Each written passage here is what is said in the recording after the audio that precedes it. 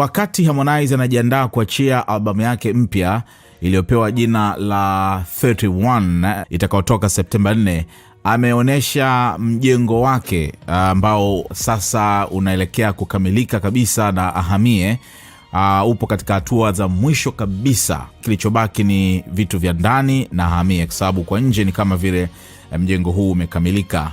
Nyumba nzuri sana ya hadhi. Ameandika, as we celebrate new music, beautiful, and the album on the way, September 4th, we celebrate new mansion. Au sio? Kwamba wakati anasherekea kuachia video ya ngoma yake mpya Beautiful pamoja na ujio wa albamu yake September 4, basi pia anasherekea mansion yake mpya. Na hapa inaonekana ametoa ni msaada huu, ametoa 5 milioni kwa watoto wetu Tanzania.